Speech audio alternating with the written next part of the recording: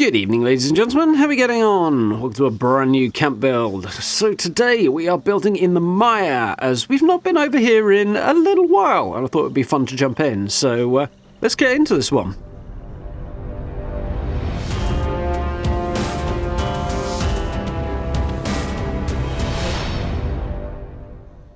Okay then, yeah, I wanted to build something this time that was in a bit of a new location over in the Mire and would blend into the environment, and I think this has come out quite well. So let's have a look at where we are first up. Here we are, there's my little swamp hut. You can see we are over by the Valley Galleria here. Effectively, this is really close to where you spawn in if you fast travel to the Valley Galleria. There's a red rocket about where the pointer is there, which you will spawn in right next to when you fast travel to this area, and you sort of head over to your left as you arrive, and that's where we are, just over by the river here. And you can build fairly close to the location here. Not too close, but fairly close, so it's quite cool. So, I've already got one foundation in. Let's carry on from there. And yeah, we are sort of looking more or less north here, and it's a pretty cool spot. You sort of see Harper's Ferry in the distance, or the bridge of it back there. So we're going for a 2x2 for the main part of this structure, but we're also going to have a kind of walkway, balcony type deal around the back of the house as well. So this is actually a little further back than I intended it to be right now, so we'll add a couple more on the front here, and we'll drop the two down at the back to make the walkway. Here we go. So the house needs to be, the main part of the house rather, needs to be up a little bit because of the kind of slope of the land here. But the walkway at the back we can dip down closer to the level of the water. Stick a side-facing staircase there.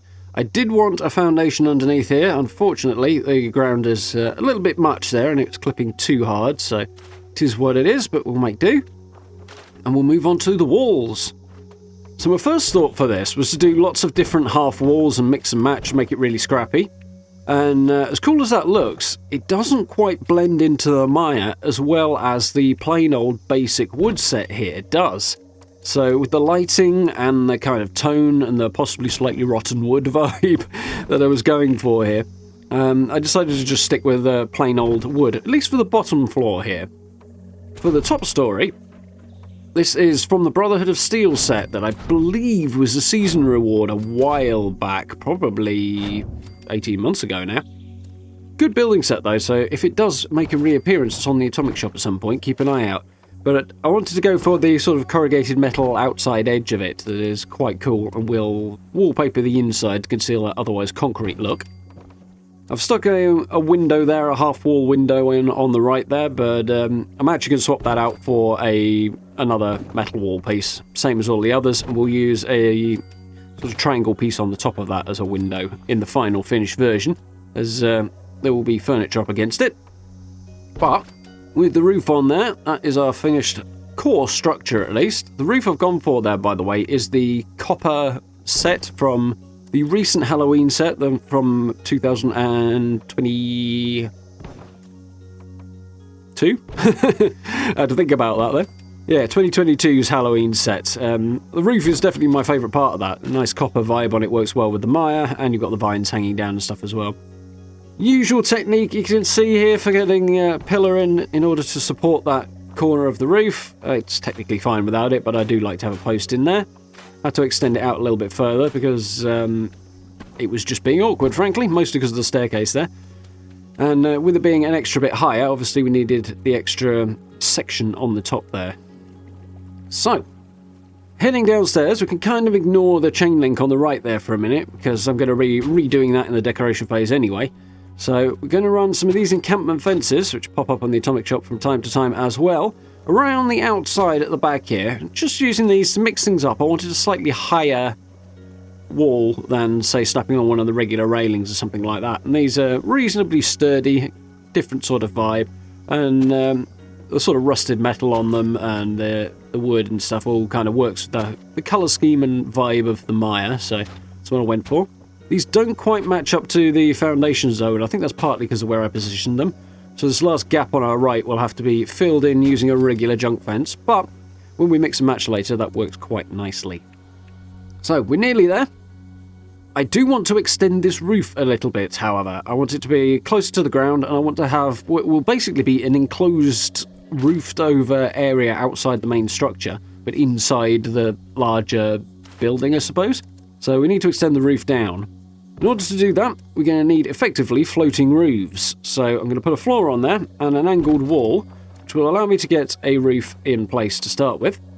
Obviously, I now cannot remove those floors or the wall, which I do want to do. So, to do that, we're going to get another roof, snap it onto the side, and we're going to then swap this out for a flat roof, because that breaks the connection, which means we can take that one out, take the bits we don't need out, and convert this back to a sloped roof. And now it's floating, we can use that as our starting point and work out. We'll use some corner ones here. So I'm basically going to run this roof around 3 sides of the structure, so the front, the back, and this side here. The further side there, I'm not going to have a roof on, basically because it ends up looking a bit weird if I do. The whole building looks just a bit too much if I go all the way around, and there's nothing that really needs covering there anyway, although I am going to add a structure there later, but we'll talk about that in the tour. So there we go. This is the side we're not going to have a roof over. So you can see there why I went for that option, and that's basically because it now looks like a giant mushroom, and I didn't really like that. So we'll pull those extra ones off. Incidentally, if you do want to change out any of these roofs once you put them in and remove them, you will have to convert them for flat roofs, otherwise it thinks you're trying to leave things floating and won't cooperate. So converting them to flat ones, now we'll take them out and carry on.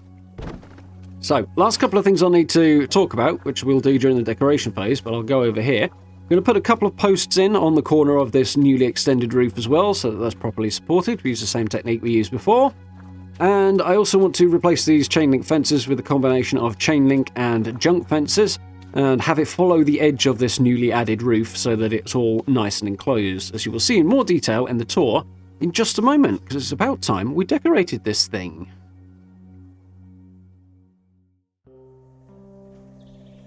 So, here we go. Finished products. And I'm really quite pleased with how this came out. The kind of dip in the ground where we've actually built means the building looks smaller, which works really well for a kind of hut that's kind of hunched underneath the trees here, which is kind of the vibe I wanted to go for. Really wanted a Mire swamp hut underneath the trees. And it's come out quite nicely. The use of the copper roofs, the colour really matches quite nicely, I think, and the hanging vines off it give that kind of swampy vibe as well, which works quite well, along with, of course, the brambles and stuff as well. So on this side where I didn't put the roof earlier, you can see I have put a kind of lean-to. And the reason for that is just that I needed somewhere for that generator to go. I wanted a decon arch in here, which means I need a fusion core generator, or rather the equivalent in this case, which this is the mole rat generator that was on the Atomic Shop a few weeks back. And these things are quite cool. I went for this one because it's the industrial looking vibe of it. Kind of works a little bit better than the slightly more high-tech looking fusion core generator. But this structure on the side here is just 2 porches from, in this case, the old Halloween set from 2021, with some chain link fence on the edge of it, which works quite nicely. It goes in very, very easily and creates a nice kind of scrappy lean-to that will contain the generator there with a few extra bits and pieces as well. And I could have put it inside, but there's really not that much room left over when I was done, and that is quite a chunky object. And the ground is also not very level inside either, so floating issues. Loads of bits of decoration out front here. Really like the way the chain link and the wood and everything goes together with the kind of vines and stuff, create the right vibe for this particular build. I've put a couple of turrets in on stacks of tyres there, just because this place does get attacked quite a bit. I've had super mutants coming down from where the red rocket is on the road, sort of behind me as we stand here. I've also had Mirelurks and cave crickets attack the place as well. So in the afternoon it took me to build this, it got attacked about 4 times, so that is one drawback to this location. But it's not too bad to defend, really. Loads of little bits of extra decoration here just to texture up the outer walls. So you've got the Collectron on the side here as well. It's the Nuka-Cola Quantum one. It's from the current season, and he's off collecting me some Quantum, so we'll see how that works out, and whether or not I can switch over to Quantum Grenades before too long. If we've got a viable resource collector there, then it might happen in the future. There we go, loads of little detail around the entrance here. I feel that the gate here blends quite nicely into the outer wall, which does make it kind of hard to spot, or it would if I hadn't decorated it up as much as I had and got a vault boy pointing right at it. So those kind of make it a bit easier to find, which you need to do because the player vending is just inside on the left here. I've also got a couple of punji boards sort of in the gateway here, which means any players coming through are going to hurt their feet, but it means I don't have to lock the door in order to keep attackers out of the main base. And you can sort of get the feel of the vibe I was going for here, now that the roof's on and the walls are all in place, because you've got this kind of inside-outside vibe going around the outer part of the camp here, which I really like how this has come out, especially with the dirt floor and the roof kind of coming quite low down to the outer fences there. And I really like the tone and the vibe and the feel of this. It's quite a cool one. We've got a few essentials tucked in over on this side of the decon arch over there. Got a toilet as well, should one require. And we've run most of our benches and stuff around the outside here. They fit in quite nicely. There's our vendor tucked in on a barrel in the corner. Loads of little bits and pieces just to dress it up as well. Add a bit more texture, a bit more interest. I wanted to keep some of the bare earth going on out here as well, and it's come out quite nicely for that. Got our stash boxes, scrap boxes and ammo box all tucked in on the right there, nice and convenient. Got plenty of room for all the workbenches here. Oh, well, enough room. I don't know about plenty, might be overstating it a bit, but it's come out quite nicely. Symptomatic is a must if you can possibly squeeze one in, I think. Do like to have that in there.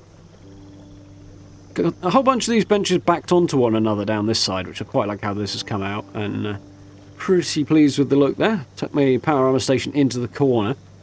A few bits and pieces there just to break down for resources. Quite like that sat in the corner there. It looks alright, I think. A whole bunch of stuff on the walls as well just to dress it up. Decorating the outside of walls is always a bit of an issue, but some of the thicker objects do work quite well, like the flags and the chalkboards and stuff. I've swapped this encampment fence here in the middle out for a gate, as you can see. And we've got a set of concrete stairs, which had to be concrete because the wooden ones just wouldn't snap in. Just so we get access to that water purifier there, which, to be honest, is largely unnecessary. I probably don't need that at all. But it did feel sensible, since we're on the water, to at least kind of make use of that. So there's the purifier. We will make our way around again and have a little look at the inside of the house here.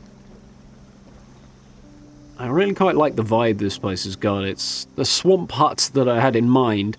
It's a bit bigger and it's a bit more enclosed than I was originally picturing, but it has come out quite nicely, I think. I do particularly like the way this basic build set works in the Mire as well. Blends in quite well with the environment. So I've got the ship prefab, the pirate ship prefab doors on there, just because they take up a bit less room, which was important for this, with them being under the stairs. So there's a little seating area and dining table in there. Getting around the back side of that table doesn't really work. Unfortunately, the animations are a bit of a pain, but you can sit at the front side of it. We'll pan around here into the kitchen.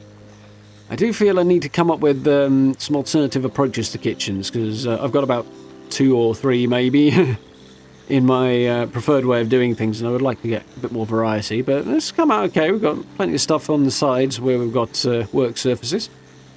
And a little bit of detail and decoration around, which I quite like. I do love that minecart grill though. It's one of my favourites. Got the Slakeham's Joe coffee machine in there. If you want to top up your action points quite nicely, then the canned coffee that device produces is very handy. Not essential, obviously, but if you happen to spot it on the Atomic Shop, it's worth picking up. And it's nice to have a little something to put in your kitchen as well, which is always good. Leo Petrov's hanging out just inside the door here. His ally station is actually directly above him. We'll have a look at that in just a moment, but he has a habit of just standing here in front of the door, which is a bit annoying. I wonder if it's because of the low ceiling by his desk there, which we'll see in a sec, as I say, but yeah, his fondness for standing in that doorway is ever so slightly annoying, but he does have some really good buffs. He's the ally from the current season, so worth grabbing him if you get the chance. So let's make our way upstairs and have a look at the bedroom. I do wish I could squeeze a doorway of some kind on this sort of angled gap that I've got here, but I can't. It would be nice. There's Leo's ally station, that desk there, which is how it's so thoroughly decorated, because it's pre-decorated by Bethesda. Remember to squeeze an extra bed in for me ally this time, which I'm quite pleased with. Gone a little bit into the Nuka-Cola stuff, as there's a whole bunch of new Nuka-Cola stuff available. We'll eventually be doing a full Nuka-Cola themed build, but for now we've got a few bits in here. I really, really like, as I said on stream the other day actually, these new Nuka-Cola sleeping bags. I think they're from the current scoreboard if I remember rightly, but they're really, really nice. The dev team have done a really good job on the skin on that. It matches really nicely. It works with the sort of texture of the material, and the logos and everything really kind of blend in quite nicely with it. So I really, really like that. I think it's a really effective job. Quite a good piece, that particular skin. So I decided to double down on that one and use it on both the beds. Quite happy with that. Yeah, nice little bedroom up here. As I say, I do wish we could have put a door over it, but otherwise it'll provide some shelter, and the roof's low enough to keep the worst of the wind out anyway. Got a spiked board trap there that I've used, because once you trigger it, it breaks like that, and then I can just use it as a little railing, which works quite nicely by the stairs here. Not done that recently, so it was a handy trick to use. And there we go, there's my shelter entrance that's kind of blending in there. I wanted to use that one rather than the utility room, as it blends in a bit more and it takes up less room, so it's quite cool.